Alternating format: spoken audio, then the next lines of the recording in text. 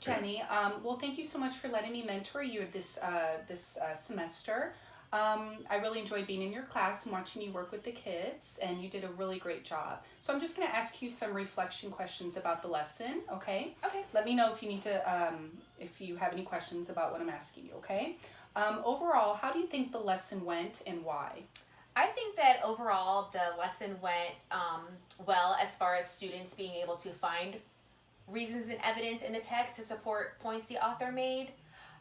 Through discussion, having them turn and talk and discuss with their groups, I think it enhanced their understanding because they were able to maybe see or understand things they didn't notice the first time through, and then by talking through that with each other, they were able to revise their thinking or fix errors in their understanding. I think that worked really well. I was pleased with some of the comments that students made with analyzing the text, being able to go deeper and not just surface level. A lot of inferencing I saw happening, which is really good because that's a hard skill for them to learn. And I think that one thing I can work on is giving them more control of their learning because I like everything to be organized and I don't like too much chaos going on. I like to lead things too much and talk too much. I do that a lot too. Yeah, it's hard to release that control to the students. Because like sometimes they're learning, but it's a lot of noise and discussion, and sometimes that chaos I feel like is.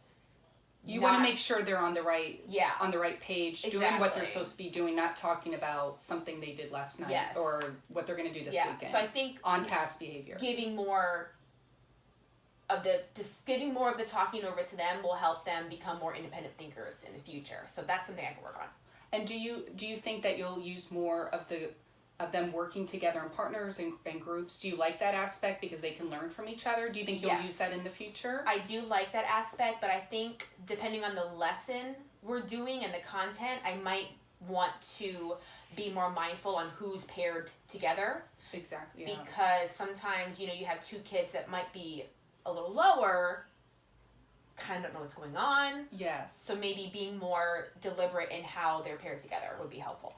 That's good. And I know in my class sometimes I'll scaffold it with a higher and a lower kid together and they can help each other out. Right. I just always make sure not to have too high of a kid do all the work. Yeah. I have to monitor a lot and make sure that student isn't doing everything while the other one just looks on. And just sits there they don't have a clue. Exactly, like they're back and forth.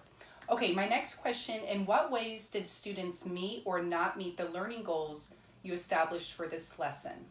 Well, when I was looking over their answers to the questions, most students were able to support the questions with evidence from the text and explain what the author said, why they said it, and how they know that is the correct answer. I could see some kids were a little off. Mostly it had to do with their overall reading level. Okay. Some students made better connections, but they're better readers.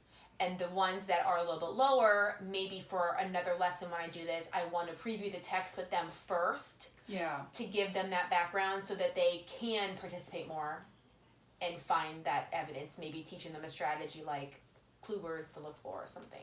Do you think giving them some the vocabulary beforehand, a lot of ELL students that don't know what these words mean, if you gave them that beforehand, and those students that don't have the background knowledge about Rosa Parks, about civil rights, giving them a little bit of information beforehand, do you think that'll help them and give them more confidence when they start reading? Especially for ELL, those kids front loading vocabulary. Yeah. And then giving them connections, because you and I grew up hearing about Rosa Parks and civil rights and everything, but kids today, even African American students, they have no idea because a lot of them are ELLs. It was so long ago, and they're from Haiti or they're from other places that is not America, so it's not so much an internalized thing for them. So making them aware of that subject matter beforehand might get them interested in it more. Yeah, I noticed that too when I taught recently on 9/11. I did a lesson, and a lot of the kids, even kids that are from America, were born here, didn't know about 9/11. So I had to give a lot of background knowledge before we started our lesson.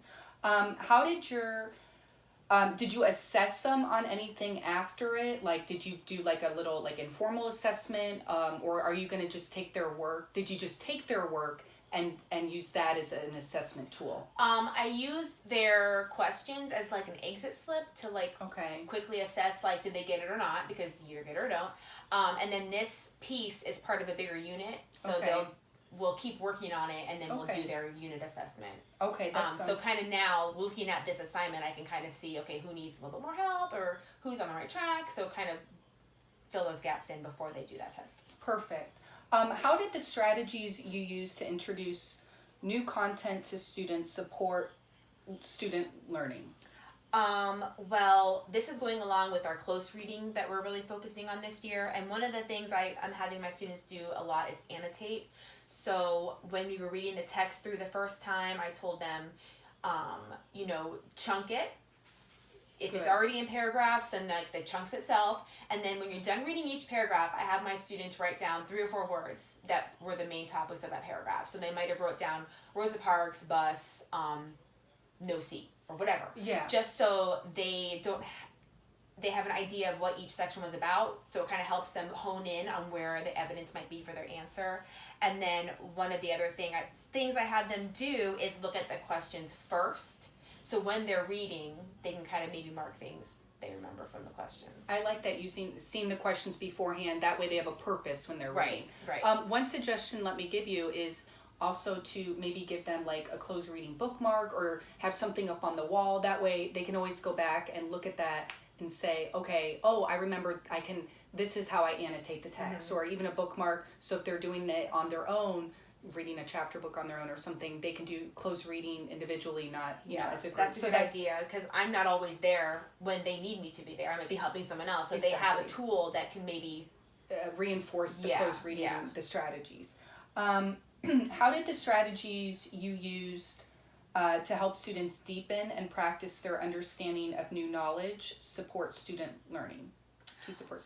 Well, especially with authors, reasons, and evidence, they a lot of times want to give what they think. Yes. It's like, well, we have to find this evidence in the text because the author gave it to us. So having them focus on those questions and where in the text can those answers be found. And then just having them discuss with each other, and maybe their shoulder partner found it and they pointed it out to them, and have them come to a consensus, I think helped them a lot too. That's good, because definitely when they talk to each other, that's going to help deepen that understanding. Right. I'm going to skip around down here.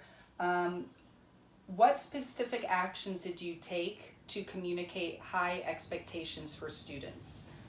So like what did you do to ensure that so the students know you expect them to, all the students know that you expect them to do well on this? How did you communicate that to them? Before the learning, or before the lesson started, we went over the learning goal. So they were aware of what our goal was. And then, we talk about how from a 1 to a 4, a 3 is the goal. Mm-hmm. Maybe not today, but by the end of the year, that's our goal, is to be a 3. If you want to push it to a 4, go for it. But right now we're at 3. And then we go over the investigation question. So we talked about this investigation question for the article is about Rosa Parks and what happened with her and how that spurred the civil rights movement. So as they're reading, they can keep that in their mind. And then telling them to always go back and mark their evidence, because they can give me any old answer. Yeah. But unless it's marked in the text, I don't know that they were able to complete that task. Good. And that's something too I want you to work on in the future, is having them always go back and show their evidence. Right. Because a lot of the students won't.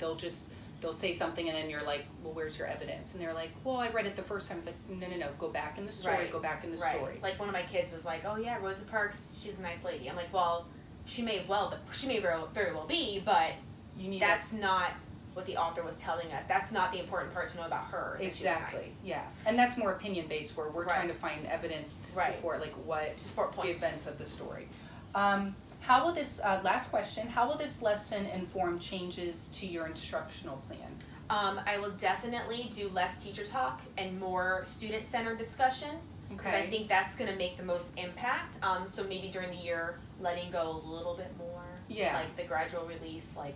Yeah, because it's only, we're going into December now, but you're right, halfway through the year, it's like kind of let the control into the have the students have more of the control. And then during the review, like when we review something, when we review the discussion questions at the end, or we review what we learned, having them take control of that part. Yeah. Especially in 5th grade, they can do more of that. You know, not they have me tell you what you learned, but you tell me what you learned and what you got out of the lesson.